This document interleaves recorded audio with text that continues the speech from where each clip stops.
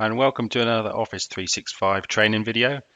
For this one, I want to expand on one of our earlier videos, and we're going to look at how to make the booking form we created a little bit better.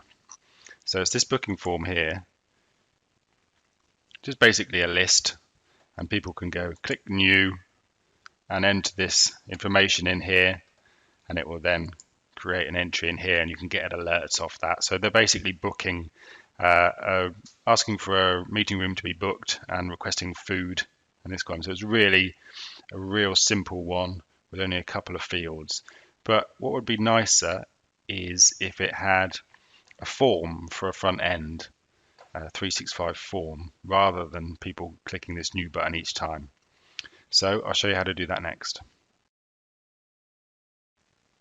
So let's create this form. So we go up into the app tile here and we look for forms. I've got it already down here, but it will be in all apps as well. There we go, forms. Click this. If you've got any forms, or if you had any shared with you, they'd appear under here. Your forms would appear here. So really all we're going to do is create a very simple form matching the fields that are in the booking form, the list in SharePoint already. Okay, so let's call it surprisingly a booking form. And I'm going to open another tab and get my list up so I can remember what I put in it.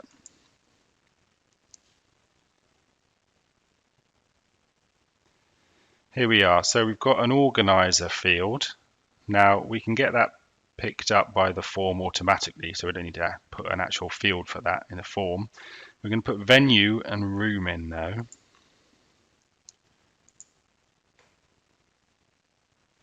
Aha, it's already picked up automatically the one I did before that I didn't show you. We don't want to use that. Let's show you from scratch. So I'll get rid of this. We're using a choice field here. Click on choice. Question, we're going to go with venue. And then you could enter your options here. Now what were my venues on here? It was East Office.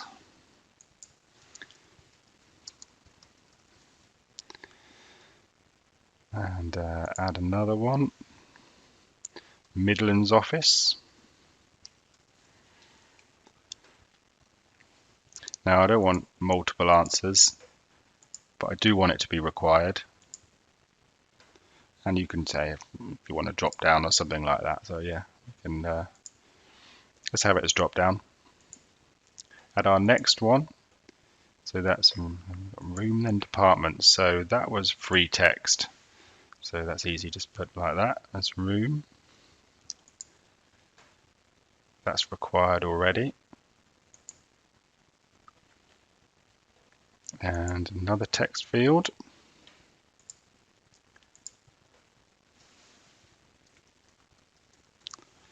Department, add new. Then we want a date from.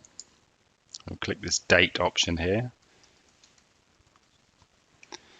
Date from, that's required already as well.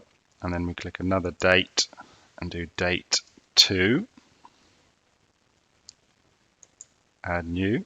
And finally, we are going to have a choice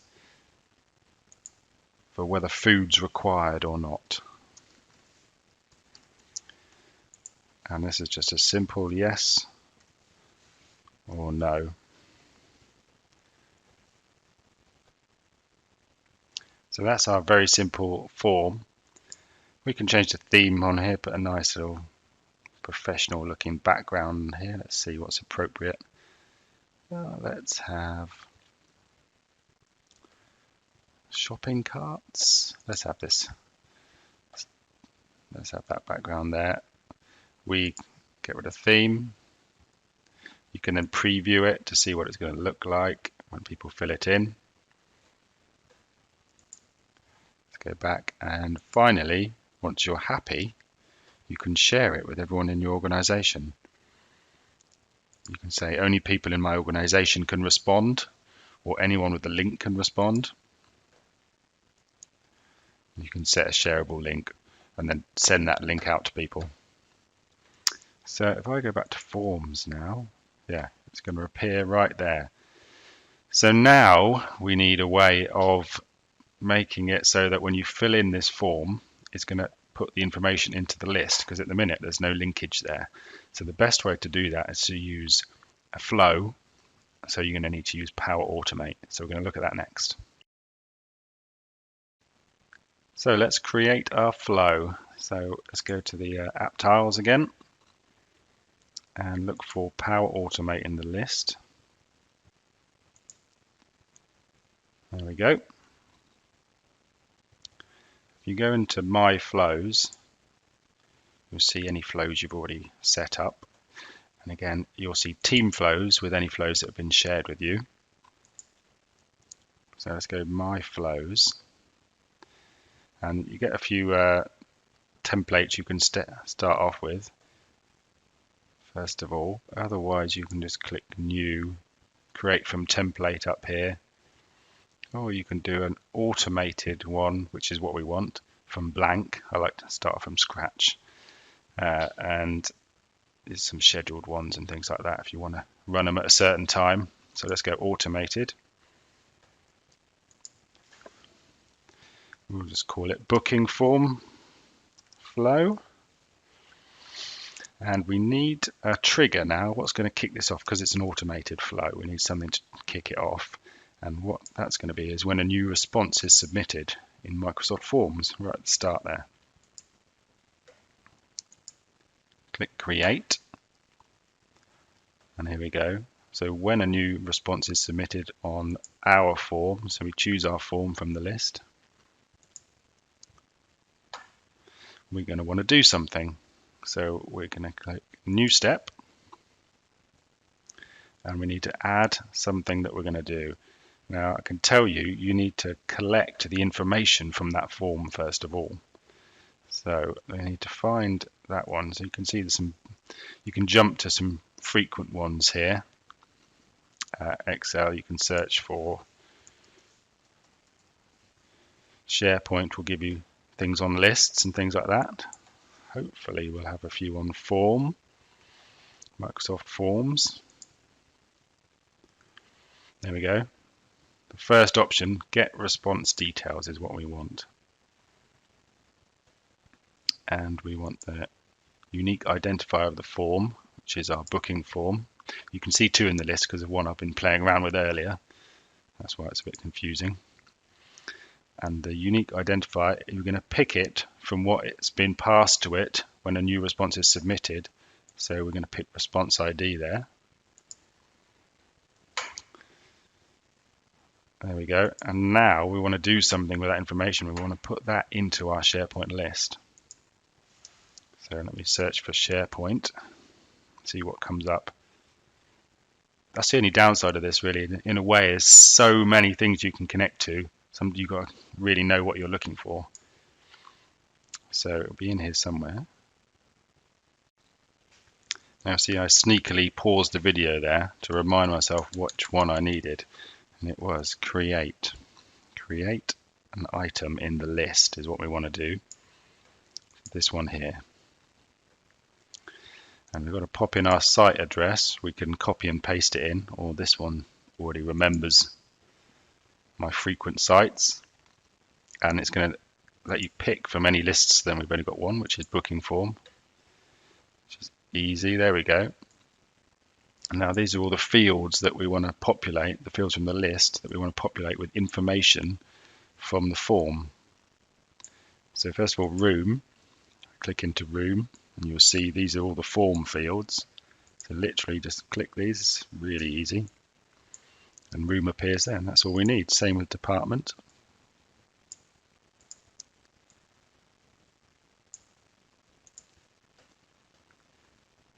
Date from and to, see, hasn't shown me what I want to see. So if I click see more, I can see everything else. So it's kind of tried to push me down the route of using submission time, which could be valid. But in this case, I want them to choose a date from and to.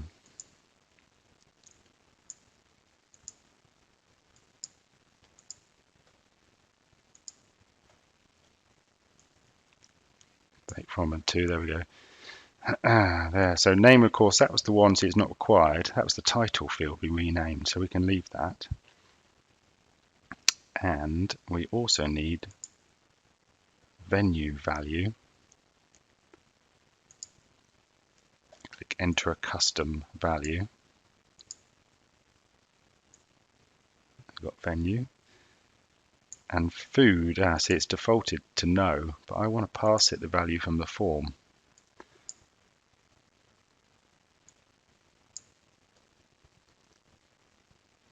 Now we have a problem here because the list field is a different data type to our form field. That's why it's not bringing anything up for us. So what we're going to do, we're going to change that now. So that's good, that's highlighted that error. So let's go back to our list. Okay, I've got it open here already. And we're going to change this type here, this field type. And we could either go up here into the cog and list settings. Or in this case, we should be able to do it straight from here. Click that drop down arrow, column settings, and edit. Can we change the type to single line of text and save that? There we go. So now if we go back, we may well need to save this. Yeah, before it picks it up again. So click save. Yeah.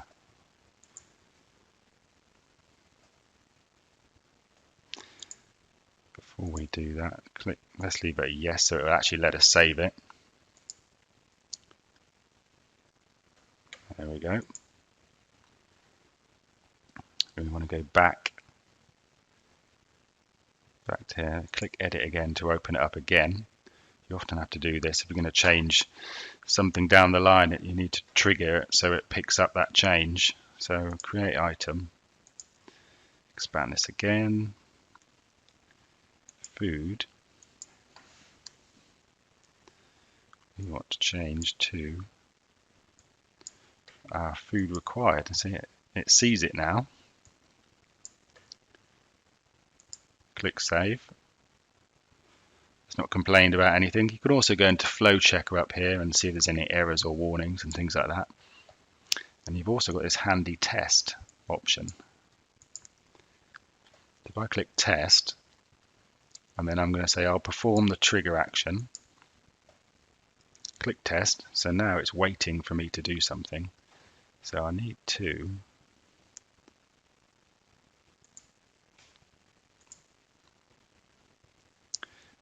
go back to our form and fill it in. So look for forms, here we go. Click our booking form and let's put some information in.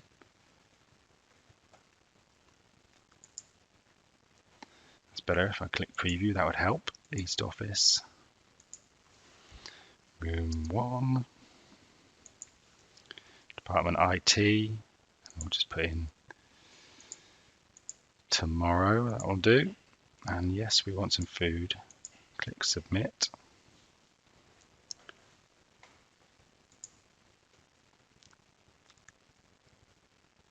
There we go, and that all ran successfully. If we refresh our screen on here, you can see that it did actually put information into our list. We've got a problem, but it didn't pick up the organizer. So I forgot about that. We need to change that. So let's go back to our flow and click edit up here again. Organizer.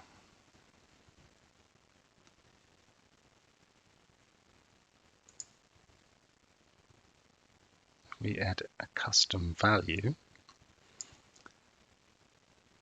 And we want, let's go with, see, it automatically gives you respond as email as an option, which is really handy. So save that. Go into test mode again. And just for simplicity, we can use the last run's test data. Choose that one, click test. So I don't have to fill in the form again. It's run through super fast already.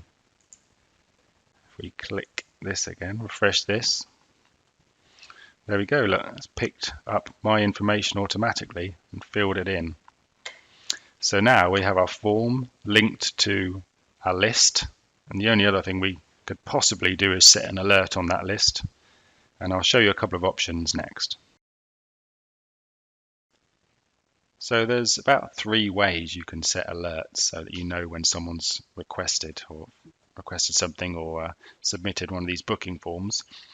The way I see it, you can do it, probably the easiest way is to set an alert on this list, choose alert me, and then get it to send you an email as soon as someone fills it in or at the end of the day with who's actually added anything to it. That's really easy, and we did that on the other video, so I won't show you that. You could do it on the flow as well. That's another option. You could just add a new step here as well. Just use Office 365 Outlook and get it to send an email, and I can literally type in my email address, subject, and the body if I want, something like that. I can add dynamic content, so I can send an email to whoever created this form as well. If I want, I can do it that way, and I can add into the body dynamic content as well, as who the department that they put in there, the food required, and things like that. So that's all possible. Let's get rid of that. The third option is to go into Forms here and go into your form, click the ellipsis top right, and into Settings. And this is where you can say, only people in my organization can respond, and whether to record the name, only allow 1 response per person. And you can do a nice customized thank you message as well if you want. And here we go, send email, send email recipient to respondents and get an email notification yourself. So that's what you could also do. And those are the different options you can use. Choose your favorite.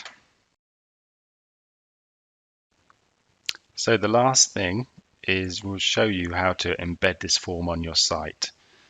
So let's go back to my site where the booking form is. I don't really want people to be stumbling onto the booking form and filling it in. So I'm going to go back to the home page. I'm going to click edit up here because I'm a site admin, and I can get rid of this link. There we go. And then I'm going to edit the page. I'm going to show you loads more information on how to edit these pages on a later video, but I'll just show you this quick. We add in a new web part, and these modern web parts, you get a certain amount of pre-built ones you can add in. They're really easy to drop in and configure. So the probably easiest way I found is to create a link to our booking form.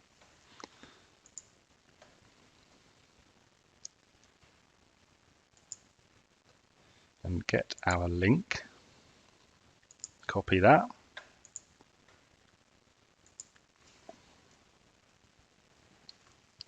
paste that in.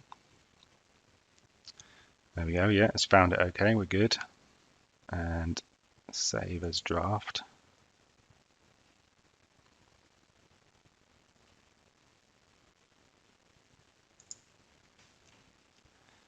And publish that. And then people will click this icon here and take you straight to the booking form. There we go. I hope that was useful. I'm going to do another video. This is kind of intermediate level really, to do a nice forms front end. Another video coming up which will be how to do a Power App front end, which will give you loads more control. The drawback of the forms is that they're really easy to set up and link with the flow, but there's only certain kind of types of fields you can add in. You have loads more control with the Power Apps, but that's a much bigger topic. So hopefully tune in for that video. Thank you.